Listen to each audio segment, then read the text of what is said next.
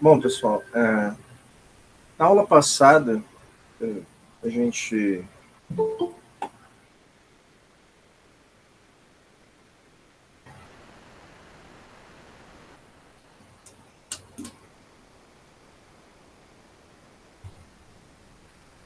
Ué, na aula passada, a gente começou a falar de um tema que é muito importante na área de vocês, né? Uma área das ciências da vida, a gente pode dizer assim. Claramente, a gente pode conceituar assim, porque a área de vocês é uma área envolvida em temas científicos. Bom, e ciência é, sem dúvida alguma, um fruto, ou pelo menos se beneficiou de uma maneira direta, dos desenvolvimentos filosóficos da teoria do conhecimento. Então, o nosso curso, eu avisei para vocês na aula passada, vai ser totalmente direcionado para teoria do conhecimento daqui para frente até quase no fim do curso. Então, todas as aulas vão ter um tema muito ligado ou à teoria do conhecimento de maneira geral, como foi a aula passada, ou para filosofia da ciência, que é, de certa forma, um ramo da teoria do conhecimento, claro, com outras conexões, mas essencialmente um ramo da teoria do conhecimento, uma parte da teoria do conhecimento. Então, na aula, vocês me escutam bem, né?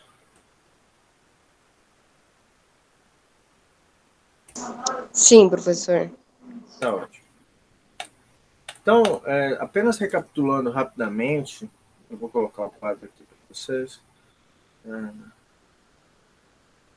A gente começou a pensar um pouco sobre o, o valor, ué, o valor, né, ou a importância da teoria do conhecimento, né, ou como eu chamo em geral, epistemologia, na história da filosofia. Platão, Aristóteles, eles já tinham de maneira central a questão do conhecimento. Então, Aristóteles tinha um fundamento um tanto senso comum, né? Todos os homens desejam saber as coisas, e eu concordo com ele que, em alguma medida, as pessoas desejam saber, seja lá, elas são diferentes nos assuntos, né? Mas alguma coisa a gente deseja saber. Se você não é uma pessoa muito ligada aos estudos, né, da academia, coisa de escola, alguma outra coisa você vai ter interesse, seja instrumentos musicais ou mesmo festas e conhecimento na área sentimental.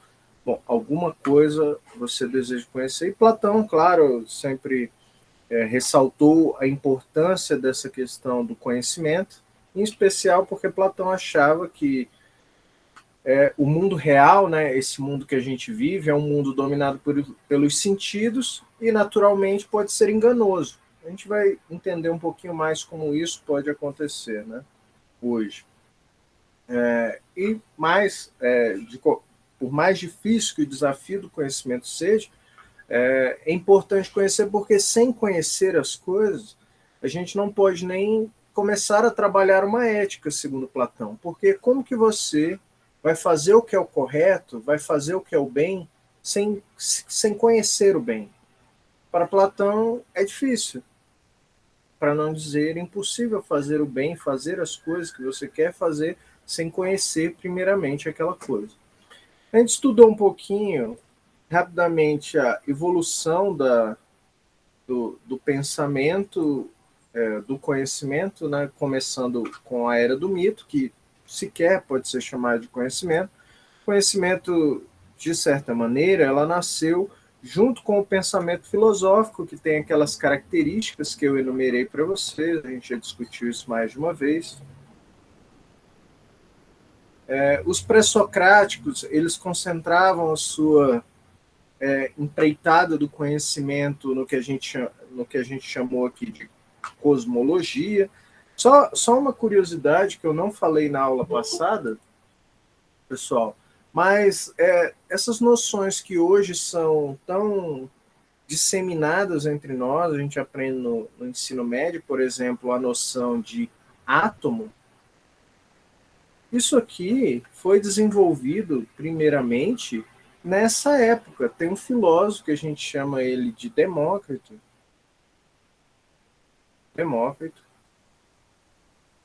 que foi uma das primeiras pessoas a pensar na noção de átomo. Se você ler os fragmentos, né, a gente tem pouca coisa escrita do Demócrito, né? Mas você percebe que as explicações dele para a constituição das coisas, né, eram muito parecidas com noções de ciência quase contemporânea, né? Como as coisas são formadas por pequenos átomos invisíveis, né, a palavra átomo, inclusive, remete a isso, né? E, digamos assim, a firmeza das coisas, segundo ele, era dado pelos espaços que existiam entre esses átomos aqui. É bem interessante, mas só para mostrar para vocês, né, que se você pegar esses químicos, né, do início do século passado, eles todos eram inspirados pelas noções dos cosmólogos, dos pré-socráticos, né? Inclusive nas denominações. Por exemplo, a palavra átomo era uma palavra já usada por Demócrito naquela época. Só para dizer que essas investigações cosmológicas, primitivas como elas são, né, dados os instrumentos da época, eram extremamente avançadas e foram utilizadas em investigações científicas até pouco tempo atrás. Né? Mas é claro que a filosofia, oficialmente, do jeito que a gente faz hoje, ela conheceu e com as bases que a gente tem hoje, começaram com Sócrates. A gente pensou um pouco aqui nessa caneta, um pouco nessa noção de essência, que era o que Sócrates achava que determinava o real conhecimento sobre uma coisa. Digamos, o fato de você pegar uma caneta e você saber que ela escreve, você saber a cor dela, não mostra, para Sócrates, que você conhece aquela caneta. Você só conhece alguma coisa, desde uma caneta até as propriedades da amizade, ou do amor, ou da virtude, se você é capaz de apontar e de descrever a essência daquela coisa ou daquele conceito. Para Sócrates, isso é uma coisa muito diferente do que você simplesmente falar as propriedades físicas e sensoriais que estão relacionadas àquele objeto, ou então o senso comum em relação ao que as pessoas acham que é amizade. Não, para Sócrates você tem que ir além para ser capaz de responder o que é aquela coisa, né? Eu até fiquei pensando depois que eu acabei a aula e eu acabei não perguntando para vocês, né? Sei que alguns de vocês estão começando o curso, né? Mas isso é uma das coisas que você aprende nos primeiros dias, né? Então, o que é zootecnia? Alguém sabe me dizer? O que é zootecnia?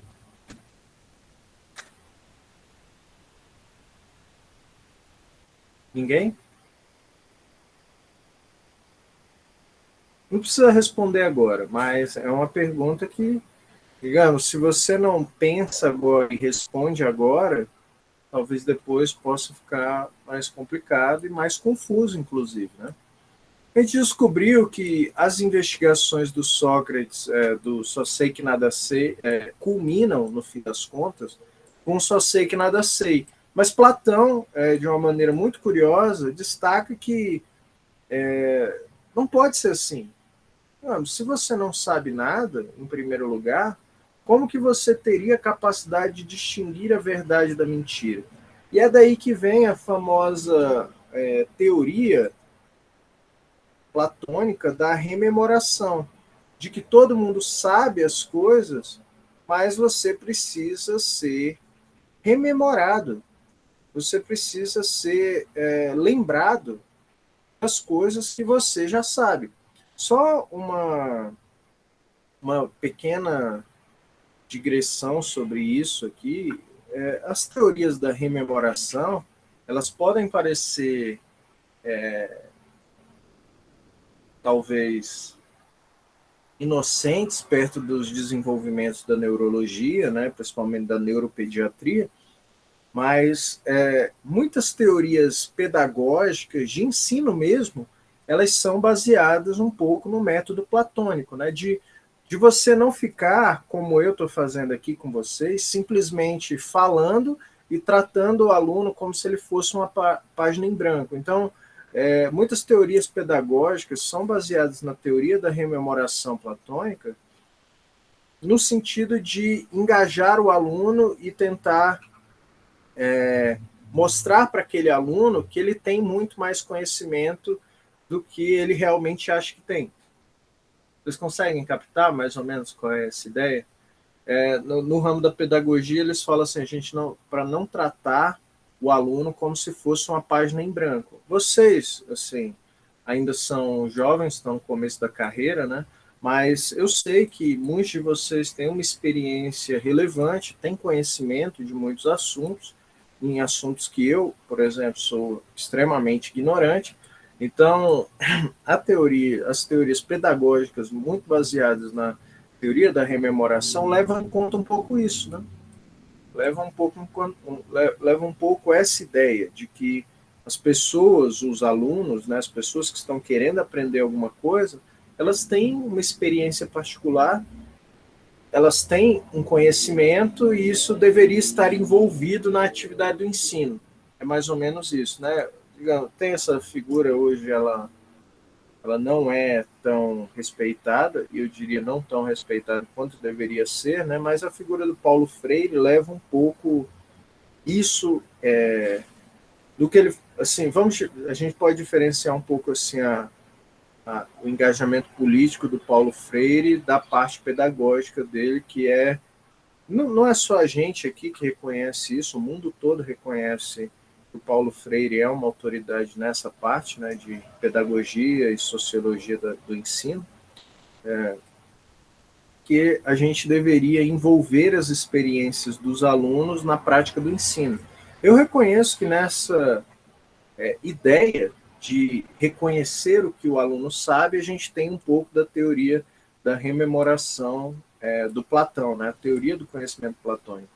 Eu contei um pouco aqui a história da caverna de Platão para vocês. Aqui não sei por que está sem cabeça aqui. Da caverna de Platão para vocês e o quanto essa alegoria da caverna é importante para o entendimento não só da filosofia platônica como um todo, né, que é baseado nessa questão do mundo das ideias, mas o trabalho da filosofia como um todo. A alegoria da caverna, ela é uma representação do trabalho do filósofo e do cientista também, como não, que é você se livrar de certas facilidades, né, de certa questão confortável, do conforto do conhecimento comum, se livrar dessas amarras, né, dessas correntes que te prendem, que estão te levando a ver apenas sombras, ilusões, e se livrar e ir para o mundo real, que é um mundo com mais claridade mesmo, um mundo em que as coisas são mais bem definidas. Platão chamava esse mundo, né, das formas claras e bem definidas, de mundo das ideias. O cientista chama simplesmente de verdade científica. Tudo bem. Eu recomendei para vocês aqui alguns filmes. Assim, quem não assistiu Matrix tá perdendo um filmão. É um ótimo filme. Matrix, o primeiro, né? O primeiro Matrix é um filme excelente, assim. Foi um dos primeiros filmes assim que eu assim reconheci como, nossa, isso aqui é um filme. E daí, na época do lançamento, foi uma loucura e tudo mais. Na época, para assistir um filme, a gente tinha que ir na locadora de vídeo e conseguir uma fita, não era nem um DVD na época, e assistir. Era difícil. Bom, então, eu terminei a aula passada, né, discutindo dois diálogos platônicos, mas em especial Teeteto, né, em que a pergunta qual é a distinção entre o conhecimento e uma opinião verdadeira. Bom, a gente viu que, bom, os nossos palpites, né, as coisas que a gente arrisca dizer que são verdades, elas, bom, em alguns momentos elas funcionam como se fosse o conhecimento. Mas o conhecimento, eu imagino que foi a maneira que a gente decidiu que deveria ser, né, ele exige um certo nível de consciência. Né? Digamos, você sabe por que você acha que tal coisa funciona daquela maneira e você tem uma justificação para aquilo, você tem um argumento. Então, nessa maneira, a gente diferenciou, a gente botou uma distinção entre o que é conhecimento, ou sofia, do grego, ou logos também é do grego, né? E doxa, que é simplesmente a opinião, algo não justificado. E a gente terminou mesmo a aula passada discutindo isso aqui. Se é possível de fato conhecer. A gente sabe que conhecimento é sim diferente de opinião, mas a gente ainda não decidiu, a gente ainda não enfrentou os problemas que estão envolvidos nessa prática, que é tentar conhecer as coisas. E a gente vai ver alguns problemas hoje. Então tá.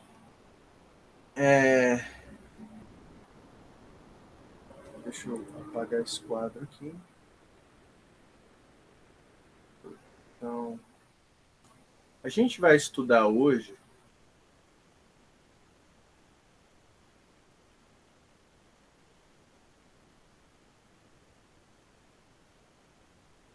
um tema muito.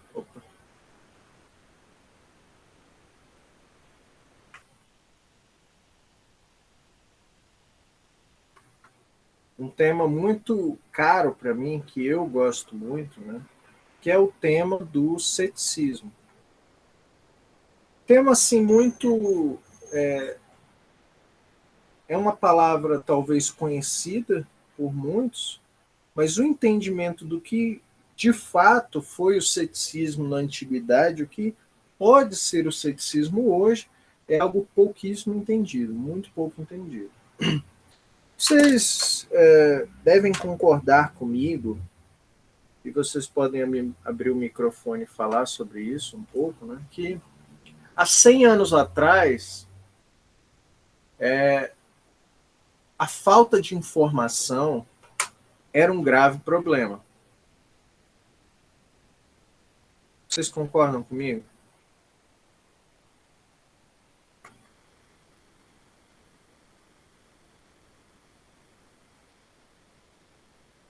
Imaginem uma sociedade em que os livros são extremamente caros. A sociedade, a maioria das pessoas não tem alfabetização, elas sequer são alfabetizadas. As pessoas não são alfabetizadas. Esse fenômeno da alfabetização para todos, isso é algo recente. Inclusive, um dos grandes advogados da alfabetização para todos é o Paulo Freire, né, que hoje, que esse ano comemora o seu centenário. Né? 100 anos atrás, pessoal, falta de informação era um grande problema. As pessoas não sabiam ler, as pessoas não tinham acesso à informação, era algo muito complicado, difícil de gerir a sociedade, uma sociedade que tinha falta de informação mesmo. Como eu disse para vocês, né, e muitas partes do Brasil e do mundo, questões sanitárias simples, né, como digamos, lavar a mão depois de ir ao banheiro, poderia ter solucionado problemas de saúde gravíssimos, né? Grandes crises de saúde poderiam ter sido solucionadas com simples práticas como essa, lavar as mãos depois de ir ao banheiro. Mas, digamos, era um problema da época, né? Informação não era algo como é hoje. Hoje em dia, quem tem um dispositivo assim como esse, né? Um celular na mão, tem a capacidade. Ah, imagina, Thaís, tudo bem, viu? A aula está sendo gravada, depois eu vou até anotar aqui. Se você está aqui.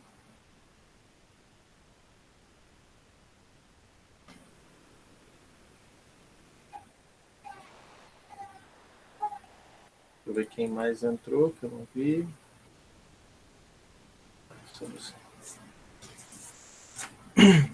Falta de informação é um problema. Hoje, quem tem um celular na mão tem disponível praticamente a informação, uma boa parte de todo o conhecimento humano acumulado. Né? Vocês conhecem, tem um ótimo site para pesquisa de livro, o LibGen, que é, digamos assim, se você é uma pessoa comum e você é apenas curioso, você pode claramente apelar para o Wikipedia. Eu não sei se vocês têm costume de frequentar o Wikipedia. Mas se vocês estão no âmbito acadêmico, vocês podem ir para o LibGen. Vocês conhecem o LibGen? Não. Ou então o SciHub. Conhecem esses dois sites aí? Não. Nesses sites aqui, nesse aqui você consegue livros acadêmicos grátis, né, PDFs. Livros. E nesse aqui você consegue artigos. São sites russos, né? Eles burlam o sistema de pagamento de artigos científicos, né? Tem artigos científicos que você teria que pagar coisa assim de $30 para ter um artigo científico. $30. $30 hoje no Brasil está dando o quê? Quase R$180, R$160 para um artigo científico. Então, essa pessoa, né, uma garota que idealizou esse site, ela achava que isso era muita exploração. Países, principalmente como o Brasil, não conseguiriam fazer uma pesquisa pagando isso tudo para um artigo científico. E livros piorou, né? Tem livros em língua estrangeira, se você for comprar, tá uma coisa assim de $150, né? $150 hoje no Brasil, você vai pagar o quê? Mais de R$500, né? Então, principalmente porque tem taxas, né? Se você for pedir esse livro mesmo. Então, esse pessoal, esses russos, né, do LibGen, do SciHub, eles fizeram esse sistema para disponibilizar os livros de graça. Então, se você tiver um celular e conexão com a internet, você praticamente tem acesso à reunião de todo o conhecimento do mundo. Mas veja que nem essas... E claro, né, de 1900 até os dias de hoje, o quadro de alfabetização no Brasil, em qualquer lugar do mundo, para ser sincero, evoluiu muito. As pessoas hoje sabem ler, elas têm acesso à informação, mas mesmo assim a gente tem problemas sociais. Deixa eu ver aqui. Problemas sociais ligados à falta. Não, vamos colocar não a falta, mas a informação como um todo. Informação. Se antigamente as pessoas não sabiam do que se tratava ou como proceder em determinadas situações, hoje em dia a gente tem muito... e claro, aqui eu não posso deixar de mencionar, né, redes sociais. Se você não sabe uma coisa, é muito comum que você pergunte para outra pessoa. Mas você pode falar com a sua mãe ou com o seu pai, ou talvez com a sua avó. Mas antigamente, se você tinha uma dúvida sobre a dor de ouvido do seu filho e você queria falar com a sua mãe, né, há 30 anos atrás, há 40 anos atrás, você não tinha opção de pegar o celular e, como as pessoas dizem hoje, né, mandar um zap. Isso não existia. Ou você, se você mandasse uma carta, ia demorar meses para você ter aquela resposta daquela carta.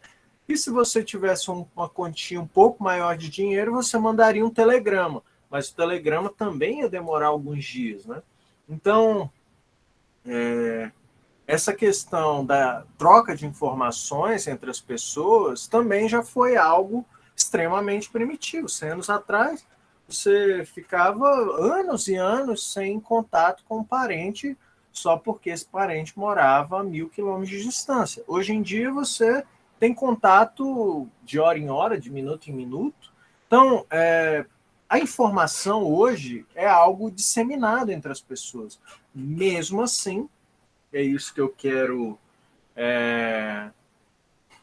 assim, pontuar para vocês. A gente tem problemas sociais e pessoais também ligados à informação. Agora, aqui o problema era a falta de informação. E aqui, penso eu, vocês podem me falar o que vocês acham, me parece ser o excesso. A gente tem muita informação, muita informação. A sociedade hoje é polarizada, ela é dividida em qualquer lugar do mundo, em qualquer assunto, desde os mais básicos até os mais complicados, né? Hoje no Brasil é uma grande discussão, por exemplo, coisas como vacinação. Vacinação é uma grande questão hoje no Brasil. No Brasil, nos Estados Unidos, o país mais rico do mundo, tem pessoas que optam por não vacinar os próprios filhos. Sim? Sim, anos e anos de evolução na questão científica, e tem pessoas que não vacinam. Não é só vacina para Covid, tem pessoas que escolhem não vacinar em nenhum tipo de vacina, poliomielite, sarampo, etc. Não vacina, pois eles não acreditam nisso. Eles têm fontes de informação, né, geralmente ligadas à questão da rede social, que dizem que não é para vacinar e eles não vacinam. Então as pessoas hoje elas são divididas em temas que antes simplesmente não eram. Vejam que é uma coisa diferente, muito diferente, você não vacinar o seu filho porque você não foi educado, você não conhece o assunto, né, e você não quer deixar uma pessoa espetar o seu filho com uma agulha. Então, uma coisa é você decidir não vacinar por falta de informação. Tem pessoas no mundo, né, que são simples mesmo, elas nunca tiveram a educação, elas não entendem mais ou menos como funciona o mecanismo da vacina, por exemplo. Mas não é o caso desses anti-vacinação modernos, né, esses anti-vacinação que existem hoje, que na verdade eles se valem de um certo número de informações, mais uma vez, derivado em geral de redes sociais, para dizer que vacinação causa autismo, que vacinação é um instrumento de perseguição do Bill Gates, esse tipo de coisa. Então, por que eu estou falando isso para vocês? Né? Porque o nosso tempo, os tempos de hoje, pessoal, são tempos muito peculiares, mesmo se você comparar, não há 100 anos atrás, há 20 anos atrás. É muita informação. É muita informação. E, claro, veja, a gente pode chamar assim, essa falta de compreensão do problema e esse excesso de informação tem causado conflitos sociais, mas não só no nível assim das ideias e do debate, né? Isso tem gerado, claro, violência, tem causado, sim, problemas. até familiares e problemas psicológicos, como não? Quem aqui nunca sofreu, pelo menos um pouco, com ansiedade de falar no WhatsApp ou falar em rede social? Pelo menos um pouco, assim, de esperar uma mensagem, de esperar uma resposta rápida. Às vezes você manda uma pergunta para um conhecido e se esse conhecido vê a mensagem e não te responde imediatamente, o que acontece? Vocês têm uma ideia do que acontece? Você se irrita, você fica ansioso para isso. Então, isso tudo é um desejo, e eu chamo isso um pouco de um desejo quase descontrolado por informação. Você quer as respostas para as coisas rapidamente. Né? E você, claro, em discussões, principalmente hoje no Brasil, o tema mais quente é discussões políticas. Né? As discussões políticas, elas geralmente são cheias de convicções e as pessoas brigam muito porque a pessoa tem uma certeza, e a outra tem uma certeza totalmente diferente. Uma de X e a outra certeza aqui, a outra diz Y, e essas duas pessoas. Opa, isso aqui parece um X. E a outra diz Y, e essas duas pessoas aqui, elas vão ficar brigando. Então, a causa, segundo os ceticistas, né, as pessoas que defendem que o conhecimento não é algo fácil, a culpa dessa violência, desses problemas familiares e até problemas psicológicos, né, é simplesmente a sua certeza, a certeza das coisas, a certeza que você tem, todo mundo achando que tem conhecimento, sem parar para pensar nos motivos e nos fortes motivos que a gente tem para duvidar das coisas. Então, vocês lembram ali, eu recapitulei rapidamente aqueles fundamentos da filosofia, né? Os céticos. Então, o ceticismo, ele leva a dúvida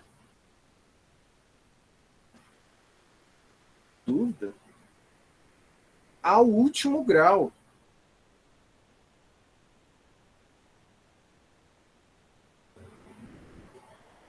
Ao último grau. Então, é um grupo de filósofos que valorizou muito a, a dúvida. Né? Para os ceticistas,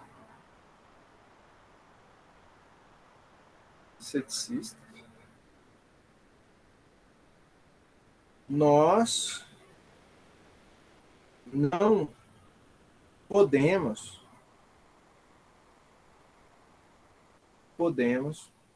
opa,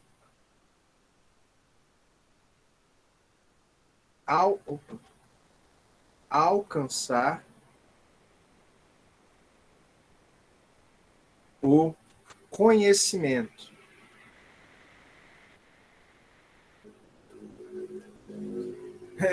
Isso é uma coisa muito ignorada, né? Eu mostrei para vocês aqui o livro de um dos maiores ceticistas, né? O ceticismo, como um movimento filosófico, ele nasceu na antiguidade.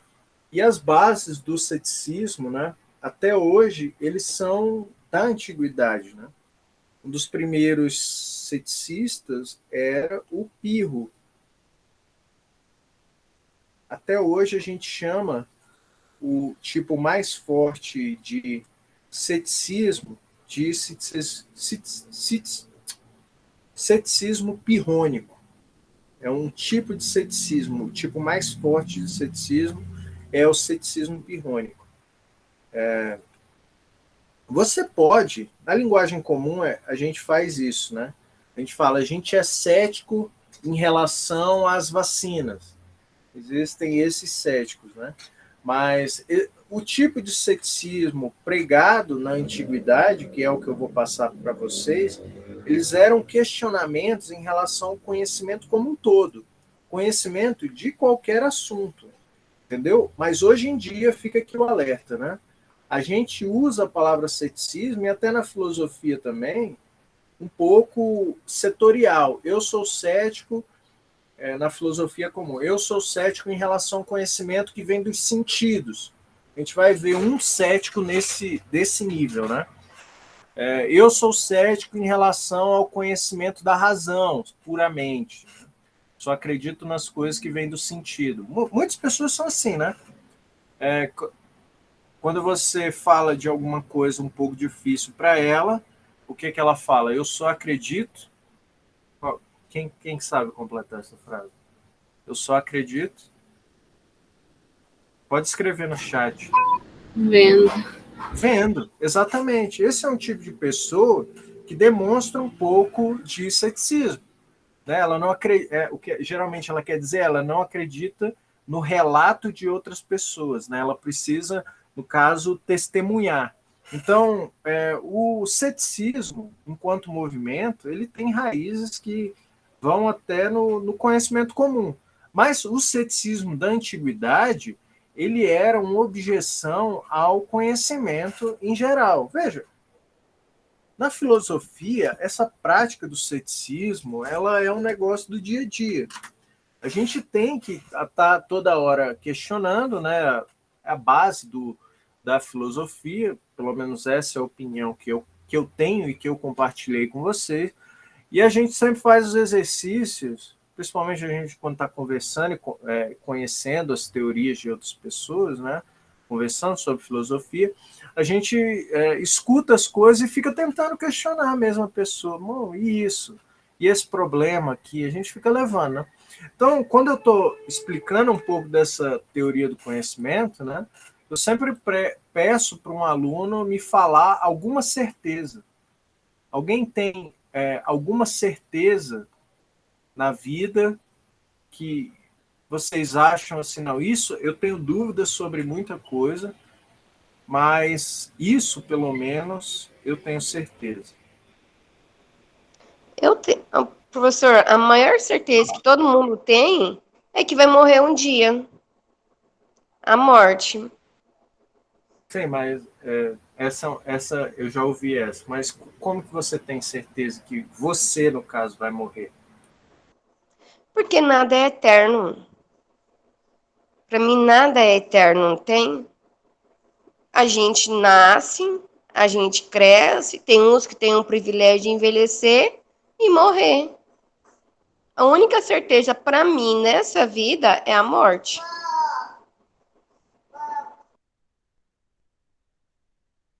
Tá, a morte, tudo bem. Como que você tem certeza da morte? Qual é a origem disso? Como que você sabe que vai morrer? Porque é a lei da gravidade, professor, é a lei da vida. Eu tenho certeza por causa disso, não tem? Tudo cresce, tudo nasce, tudo envelhece, tudo tem seu tempo. Eu acho que o tempo da gente, quando deu aquele tempo de você partir, de você morrer, o que você vai fazer mais aqui na Terra? Se o seu tempo chegou para você. Não, algumas coisas, pelo menos, quem compartilha a fé cristã, por exemplo, acredita em alguma coisa eterna, não? Por exemplo, a figura divina, ela é eterna, né? O espírito é eterno. Digamos assim, as pessoas que têm a fé cristã, no caso, né? Elas acreditam, Deus, ele não pode morrer. Primeiro, Deus não nasceu e ele também não pode morrer. E o espírito que a gente tem, ele também é eterno. Ele é nascido porque foi Deus que criou, para aqueles que são cristãos. Mas ele é eterno, de modo que depois que você se livrar dessa concepção carnal, né, digamos que tem unha, dedos e carne, pele, etc., o seu espírito, que não é dependente da carne, ele vai continuar vivendo. Você vai para o céu ou vai para o inferno, não é? Mas o que eu acho que você está querendo dizer, e muitas pessoas já justificaram para mim a morte assim, é como assim, olha, todo mundo morreu até hoje, né? Digamos assim, quem não está vivo já esteve vivo um dia e morreu. Então, para mim, é autorizado supor que eu vou morrer também, porque eu sou humano, né? Então, geralmente o raciocínio é assim, Cristiano, ó, todo mundo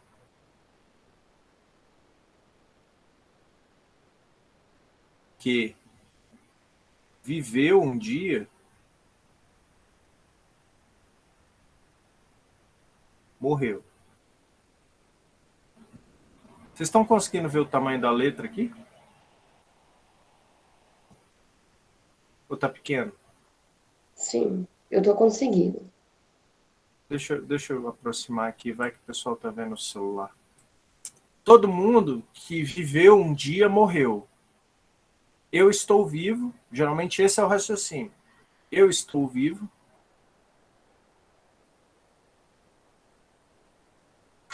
logo eu vou morrer.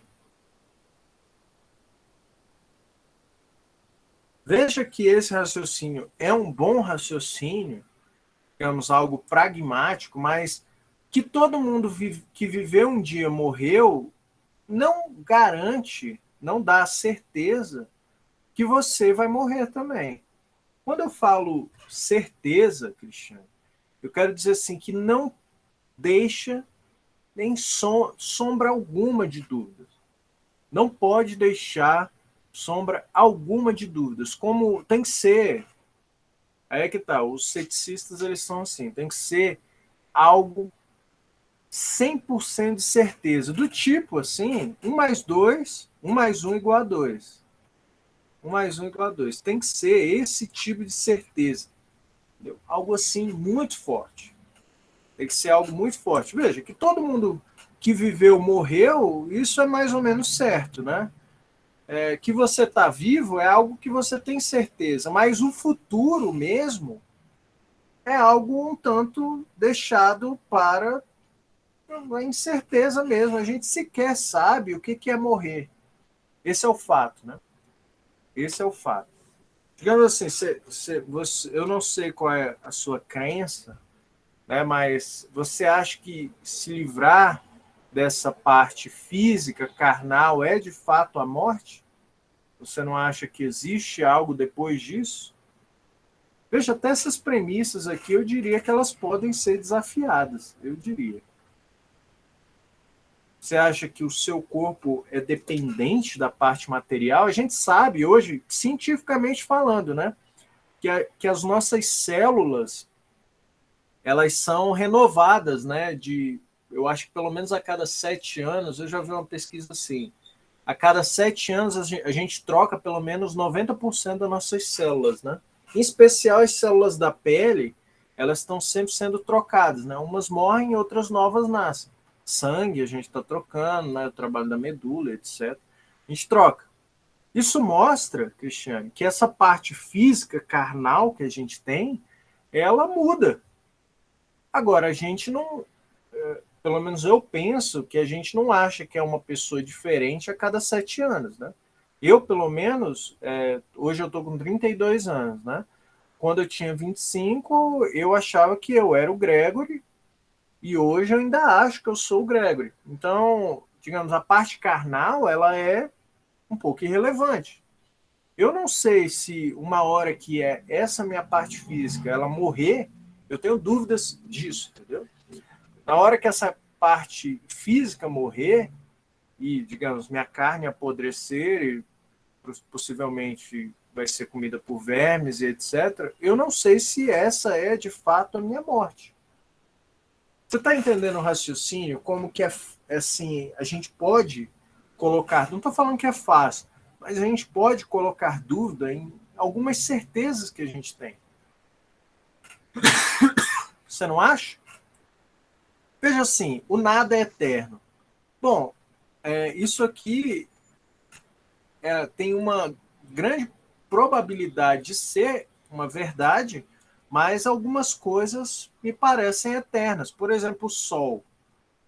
Os cientistas calculam a idade do Sol, calculam até quando o Sol vai viver, mas o fato é que a nossa experiência ela é de que o Sol esteve sempre presente, né? Esteve sempre aí.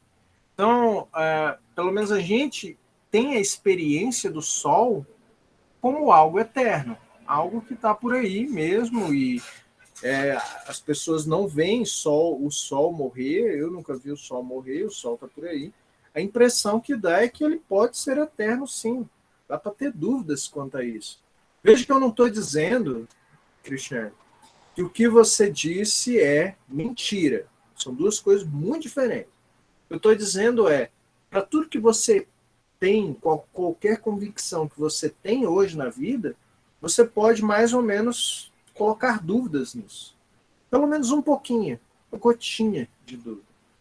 Isso, para os ceticistas, é crucial. É importante isso. Porque quando um filósofo ele quer chamar uma coisa de conhecimento, ele tem que ter certeza disso. Ele tem que ter absoluta certeza daquilo.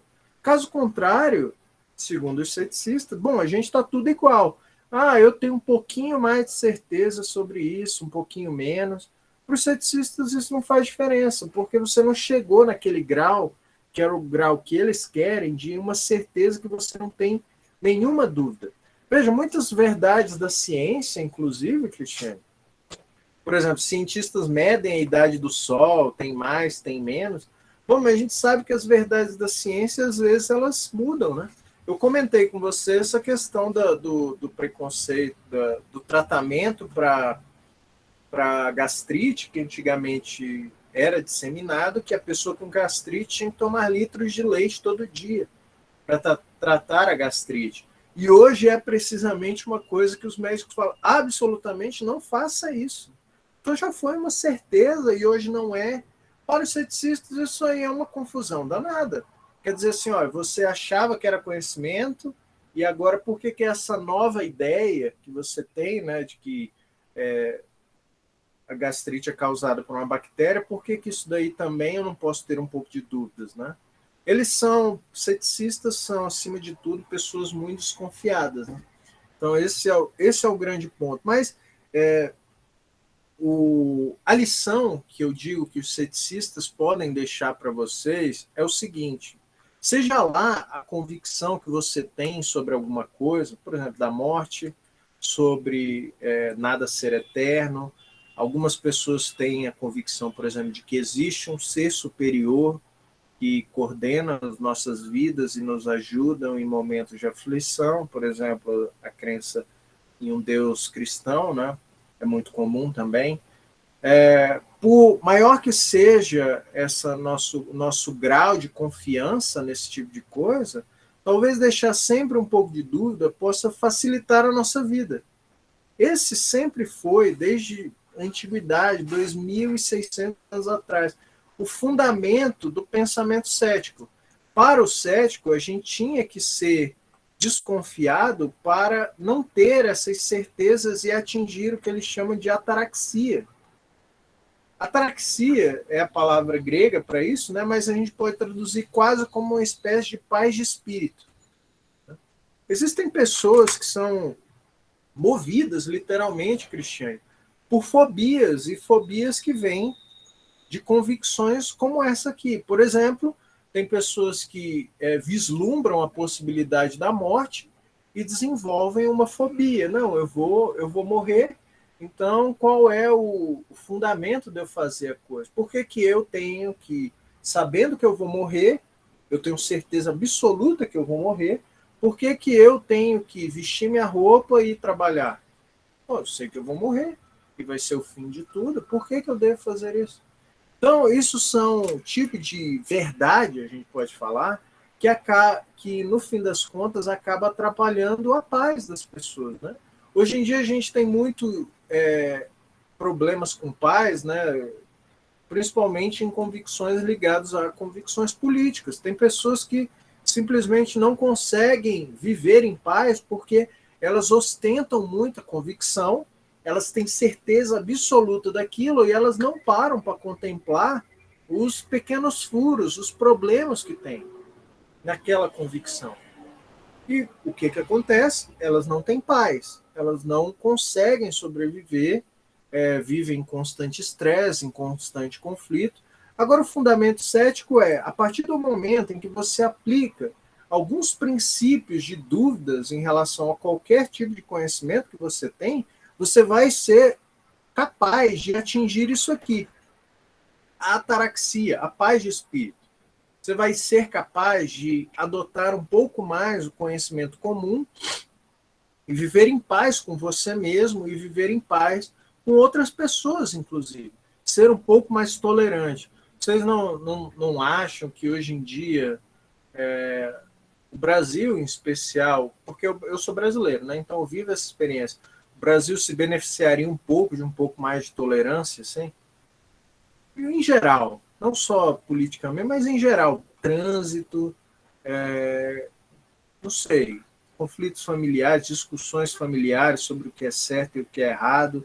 Você simplesmente admitir que, bom, eu não tenho certeza absoluta de alguma coisa, ou outra pessoa admitir isso, facilitaria a convivência. Vocês não concordam com isso?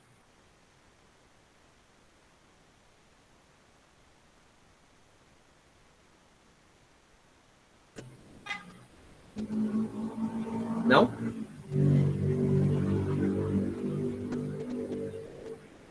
Pessoal, vejam que essa ideia da ataraxia, em especial, ela tem grande proximidade com algumas convicções tão antigas quanto, né, mas hoje são um pouco mais, a gente pode dizer, disseminadas aqui no Ocidente, mas muitas pegadas de filosofia oriental levam um pouco a sério essa questão mesmo assim da grandeza do conhecimento do universo, ou da grandeza da complexidade das coisas do universo, e quanto que o homem é ignorante perante isso.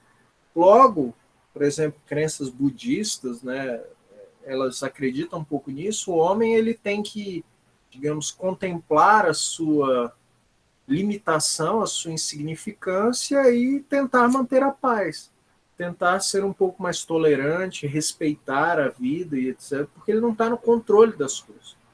Veja, essa é uma grande lição que eu diria que os céticos dão para a vida. Agora vamos aqui, eu quero passar para vocês, né? Ah, claro. Então, quando você, vamos falar aqui, existem cinco, na verdade, existe uma infinidade de argumentos pelo qual os céticos dizem que a gente tem que ser ceticista, né?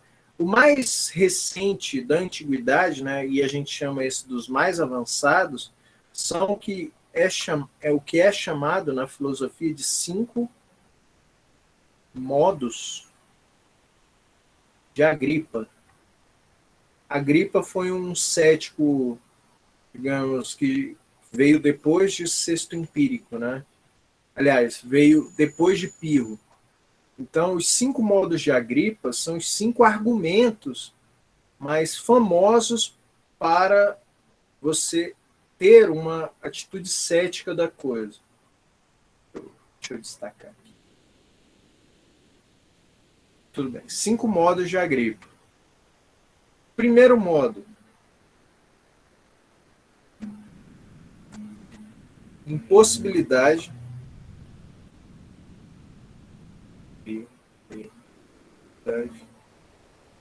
de acordo entre as pessoas. Entre as pessoas. Para os céticos, dentro desse argumento do Agripa, né, os céticos concordam com isso, é muito difícil você achar um assunto no mundo em que você tem acordo geral. Vocês conseguem pensar aqui comigo uma coisa que todo mundo, absolutamente todo mundo concorda? Uma ideia que todo mundo concorda? Assim, tem que ser todo mundo, pessoal. Todo mundo. É muito difícil você encontrar essa ideia que todo mundo concorda. Logo, veja como funciona o raciocínio. Olha, você tem uma verdade, vamos falar assim, uma crença. Crença que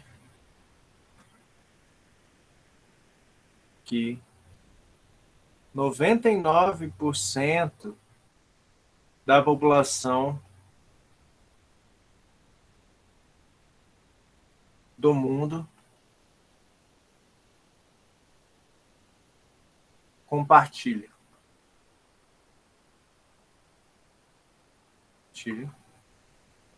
Versus esse 1% que não acredita, no caso, né?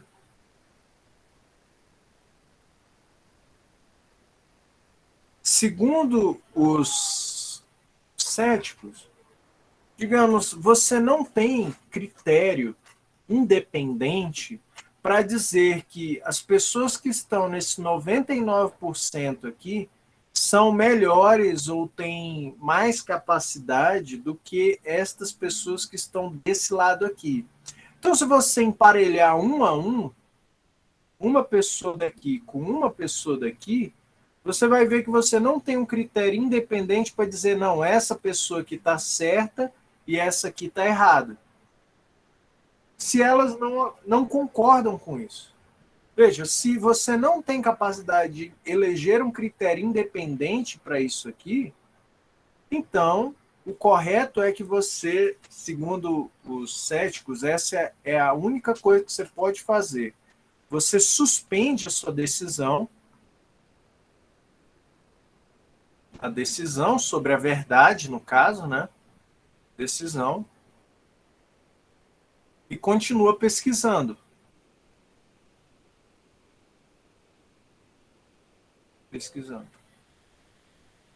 Depois vocês podem fazer essa tarefa, né? Andando pela rua, que seja lá o que vocês vão fazer, tentar pensar em alguma verdade que todo mundo está de acordo. Veja, não tem, é muito difícil você encontrar. Eu já parei para pensar nisso e não consigo uma verdade que todo mundo concorda. Nunca achei.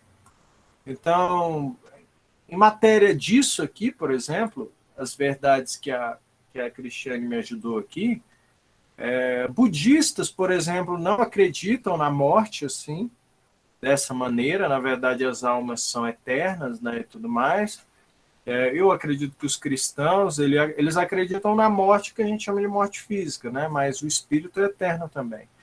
Então, nada é eterno. Bom, algumas pessoas acham que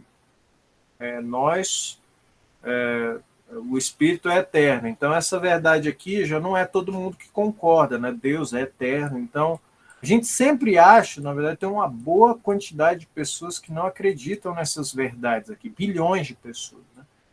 Então, para os céticos dentro dos argumentos de Agripa, a gente não tendo acordo e eu não tendo capacidade de dizer que eu sou melhor que você ou que outra pessoa é melhor que eu, as duas verdades que essas pessoas não concordam, que são conflitantes, bom, você não tem como decidir o que é o quê. Então você tem que suspender o juízo em relação àquele assunto. Naturalmente, você pode aplicar esse argumento, esse modo, para qualquer assunto no mundo. No direito, falei para você, não, fui advogado por um tempo, né? No direito, isso aí é um negócio tão chato que às vezes você até se irrita com isso, porque você tem um assunto para fazer, uma petição, vai tratar isso para resolver um problema, né? E você recolhe assim, sei lá, 10 autores, mais um monte de tribunal que diz certinho do jeito que você quer para resolver o seu problema. Mas quando vem a resposta, né, do outro advogado, ele encontra um monte de decisão, um monte de tribunal, um monte de autor que diz exatamente o contrário do que você está falando. Exatamente o contrário do que você está falando. Então, qual é o problema disso, né? Digamos, entre aspas, o problema. O problema é que você não consegue atingir a verdade. Entende? Então, eu sempre disse isso, né? O direito mesmo é muito mais um jogo de influência e de, sei lá, o que você pode chamar de influência, né? Isso é muito vago, do que precisamente um jogo de habilidade e conhecimento. Esse é o grande problema, né? Não falem para ninguém do direito isso. Segundo modo, regresso ao infinito. Ao infinito. Para os, para os céticos, a maioria das verdades que as pessoas carregam em si, elas têm um pouco essa noção de. Elas aplicam inadvertidamente esse tipo de raciocínio de regresso ao infinito, e isso é claramente problemático na visão deles, né? Existe uma objeção, a gente vai ver com detalhes isso, né, que é colocada por um autor chamado David Hume. Ele é mais recente, ele não é da antiguidade, ele é o inglês ali do século XVII. E ele pergunta, ele tem uma pergunta, e é uma objeção cética, né, perguntando assim, por que você acredita que o sol vai nascer amanhã? O sol nascerá amanhã? Essa é a questão que ele coloca bem no início, né? E ele pergunta para ele mesmo, no caso, né, mas fingindo que está perguntando para outra pessoa, geralmente as pessoas respondem isso, não, vai nascer amanhã. Aí você pergunta por que vai nascer? Bom, porque nasceu ontem. Essa é a resposta. Porque nasceu ontem.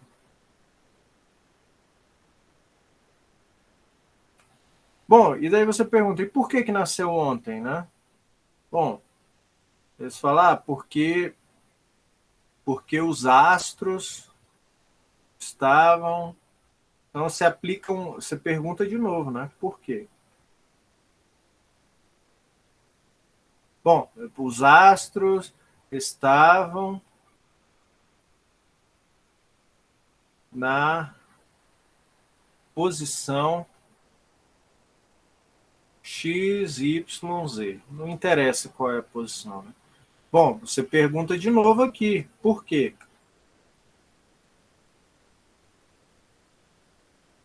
Bom, e eles vão falar assim, porque há tantos anos atrás, sei lá, vamos dizer assim, 1 milhão de anos,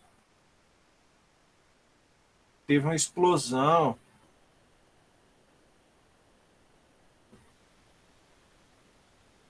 e aconteceu XYZ. Bom, se aplica de novo, por quê? E, bom, você percebe depois de um tempo, né, que você vai evoluir essas perguntas de modo que isso aqui não tem fim. O que isso quer dizer para um cético? Quer dizer que essas verdades que a gente fala na vida e que a gente é muito certo, né?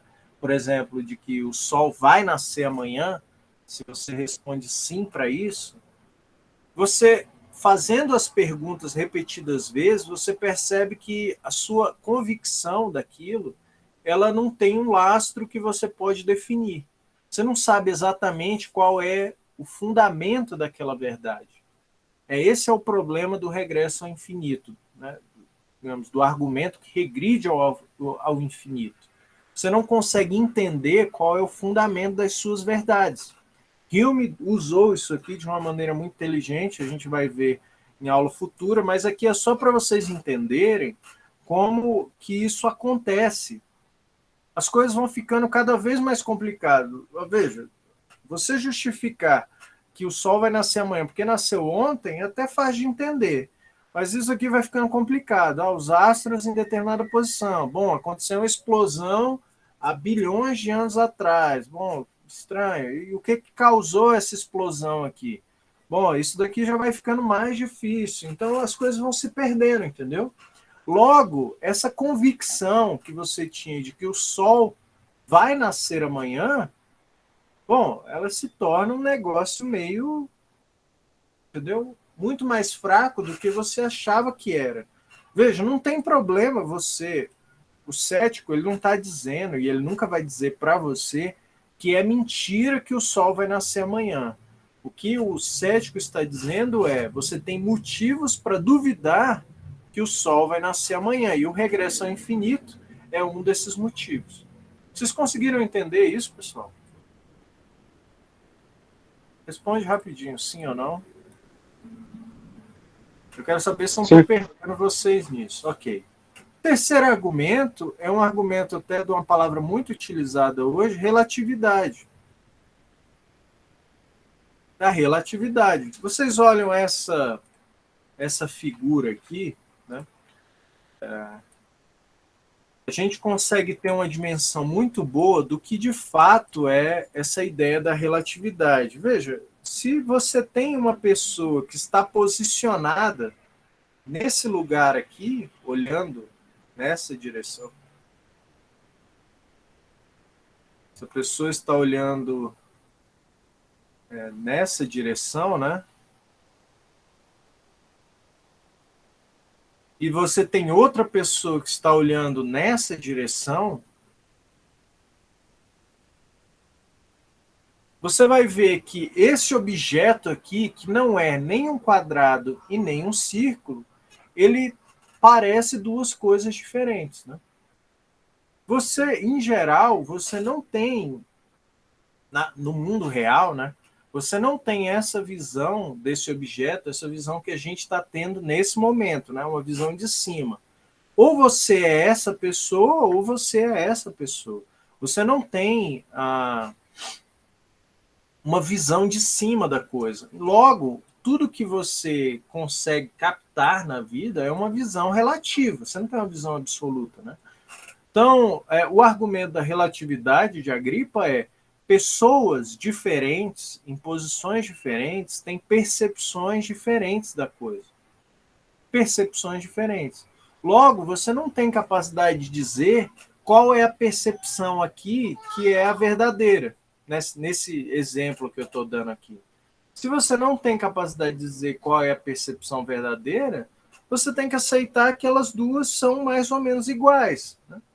Em valor de verdade. Logo, bom, você tem que suspender o juízo sobre qual é a coisa certa aqui. Você não tem como conhecer a real figura da coisa. Vocês estão entendendo? Esse aqui é o argumento cético da relatividade. Até hoje, pessoal, isso aqui é utilizado inclusive em métodos científicos. Inclusive em métodos científicos. Em geral, o que os cientistas fazem para conseguir definir uma verdade?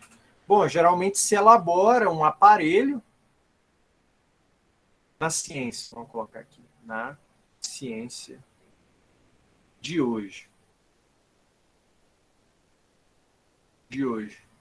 Geralmente, eles elaboram um aparelho, montam, projetam algum aparelho,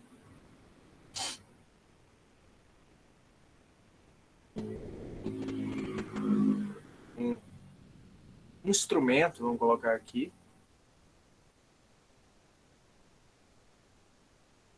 de medição. E o que eles fazem é entrar em acordo.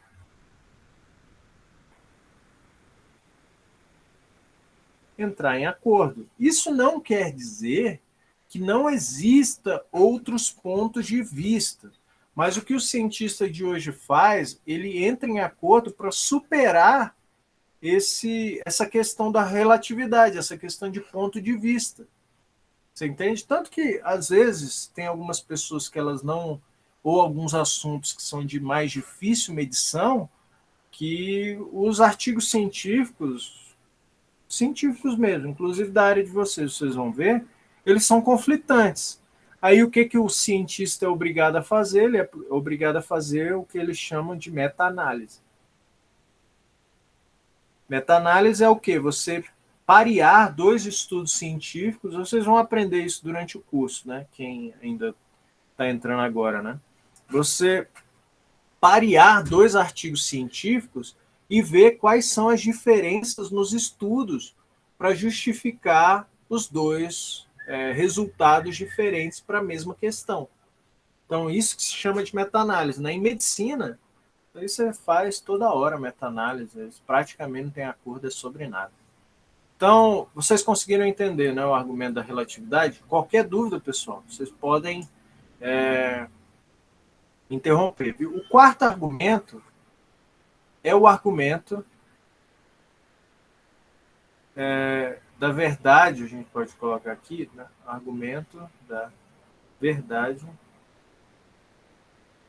sem demonstração. Demonstração.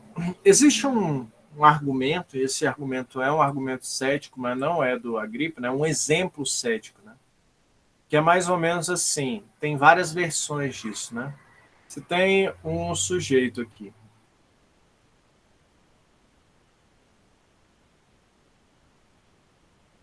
Esse sujeito, ele é bem cabeludo. Vamos supor aqui que ele tem realmente muito cabelo mesmo.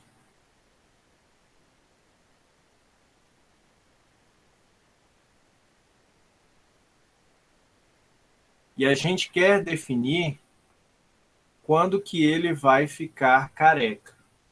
Vamos supor que eu peguei uma pinça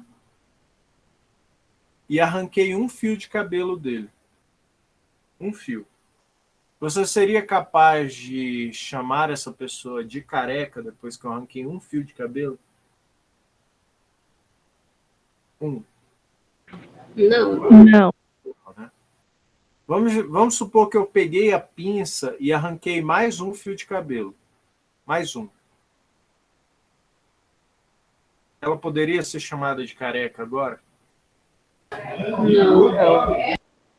E daí eu arranquei mais um. E vou fazendo assim, repetindo essa pergunta várias vezes para vocês.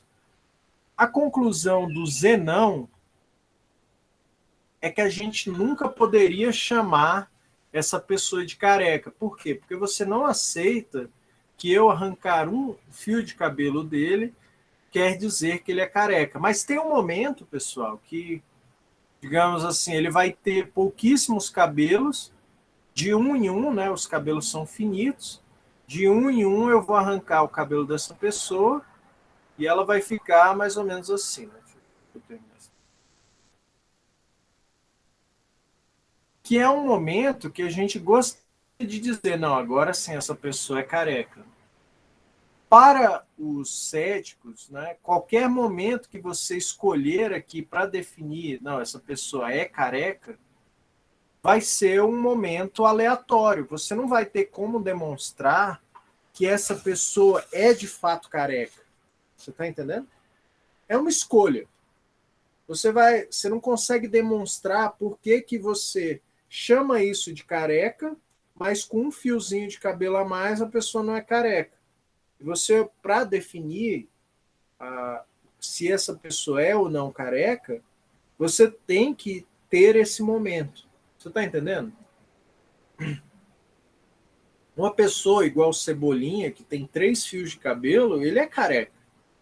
Mas esse momento em que você chama ela de careca é um momento que você apenas decide, olha, 5.300 fios não é careca, mas 5.299 daí é careca. Você tem que escolher esse momento, e esse momento é uma coisa que você simplesmente não consegue demonstrar. Não tem uma demonstração do porquê uma coisa é careca e outra coisa não é careca. Isso para para a Agripa, né, nos seus modos, demonstra que algumas verdades que a gente fala e tem certeza, eu estou dando um exemplo aqui, viu, pessoal? Por exemplo, que o senhor, vamos colocar o nome dele aqui de João. João é careca, isso aqui é uma verdade que você colocou, mas que você não tem, no fim das contas, como demonstrar. Você está entendendo? Existem muitas verdades desse tipo, segundo Zenão, né? Geralmente os cristãos, eu não estou falando que tem nada de errado com isso, viu, pessoal? Não me entendam assim, é só um exemplo. Mas os cristãos, eles geralmente colocam a existência de Deus como uma verdade sem demonstração. É o que eu chamei de dogma, né? Por exemplo, dogma da existência de Deus é um dogma cristão. Ele não consegue demonstrar, né?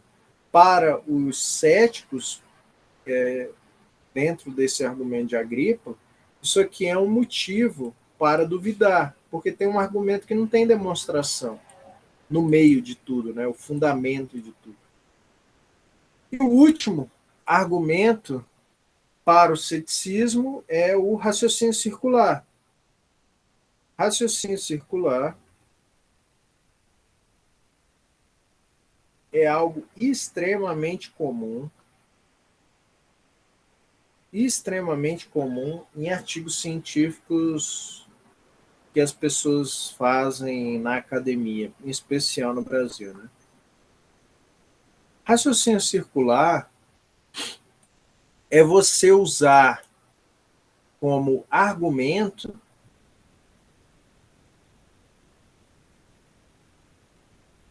para uma conclusão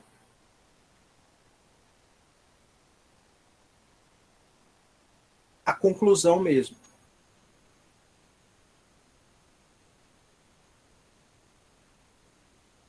Deixa eu ver como é que eu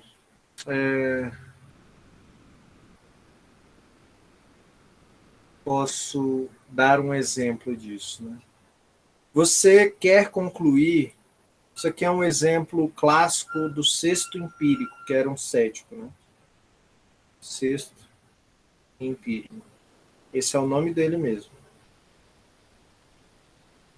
Ele fala que o silogismo do Sócrates é um raciocínio circular. Por quê? Todo homem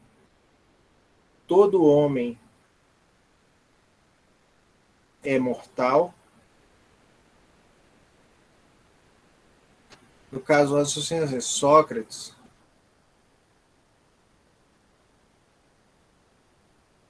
é homem.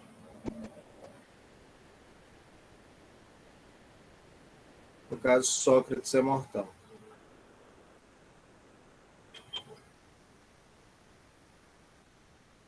Mortal.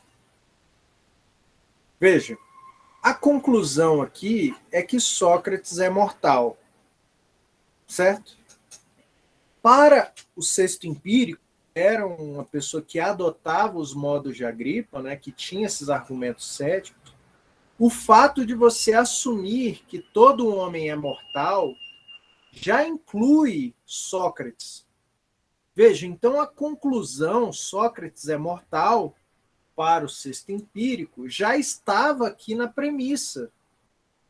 Então, o argumento que ele usou para provar que Sócrates é mortal já estava na premissa antes. Isso é o que eles chamam de raciocínio circular. Vocês notam que está circulando aqui? A conclusão está na premissa, daí a premissa está na conclusão. Para os céticos, isso aí acontecia com uma frequência. Existem muitas verdades que as pessoas estão corretas e elas estão certas, mas que tem esse formato falacioso, né? Algumas pessoas fazem a aproximação do raciocínio circular com uma petição de princípio. Isso aqui é interessantíssimo, pessoal, para vocês que vão lidar com artigos científicos, viu? Porque petição de princípio é uma forma de argumentação muito comum. Isso aqui é um raciocínio falacioso, muito comum em artigos científicos, viu? Petição de princípio tem uma definição muito parecida com raciocínio circular. É você assumir como premissa,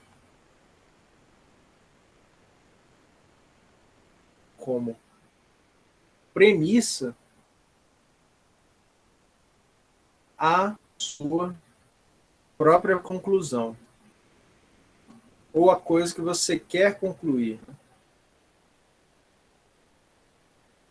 Vamos supor, então, aqui é um caso bem, só para finalizar, né, pessoal, é um caso bem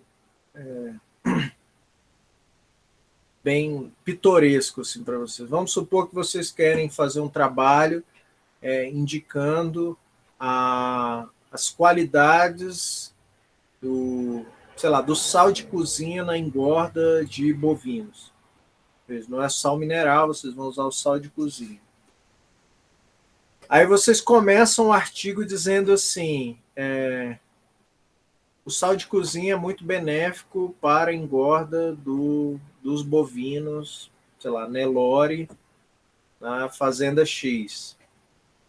E daí, no fim do trabalho, vocês concluem que o sal foi vital para a engorda dos bovinos na fazenda tal. Isso aqui é o típico raciocínio circular. Por quê? Porque você assumiu que o sal era importante para a engorda, o sal de cozinha, né? Que é uma hipótese que eu acho que é absurda, né? O sal de cozinha é importante para a engorda nos bois, você assume isso, e no fim você conclui a mesma coisa, que o sal de cozinha é vital para a engorda dos bois, né, Nelore, na fazenda X. Bom, isso é o típica petição de princípio, é um raciocínio falacioso, porque no fim das contas você não demonstrou nada novo com isso, entendeu? Para os céticos, muitos argumentos, muitas certezas que a gente tem, elas são baseadas em petição de princípio, raciocínio circular, ou então em verdades que não têm demonstração, ou elas são simplesmente pontos de vista sobre as coisas, ou elas são baseadas em regresso ao infinito, e no fim das contas são verdades que não são compartilhadas por todos, né? E a gente, quando a gente pensa em verdade, a gente pensa em algo que é certo, digamos, seria algo, só voltando rapidamente, seria algo que ninguém pode discordar. Mas se tem alguém que discorda, então você tem um fundamento, pelo menos, para dizer que aquilo não é uma verdade absoluta. Então, pessoal, o que eu estava querendo passar aqui com vocês nos modos de Agripa e um pouco nesse discurso sobre a verdade, excesso de informação e uma época em que houve falta de informação, né? Que os desafios para o conhecimento e inclusive os efeitos que esse acúmulo de conhecimento tem, eles não são óbvios assim, né? Existe um fundamento hoje que eu acho que é pouco criticado, que a gente tem que atingir a verdade, não, digamos, custe o que custar, e que isso sempre vai ser melhor, você ter certeza absoluta das coisas, é sempre melhor do que você ter um pouco de humildade e reconhecer que às vezes a verdade não é algo assim, não é algo simples, não é algo evidente, não é algo óbvio. Então, eu acho que a lição cética para os dias de hoje, né, e a gente tem céticos bons no dia de hoje, posso passar depois algumas referências, né, é que talvez o filósofo, o cientista, ele pode se beneficiar, a sociedade pode se beneficiar de um pouco de dúvida, de um pouco de, eu chamo mesmo de humildade em relação às nossas próprias conclusões. Então, essa era a aula de hoje. Se vocês tiverem alguma dúvida, eu estou aqui para esclarecer. Alguma dúvida, gente, em relação ao que eu passei?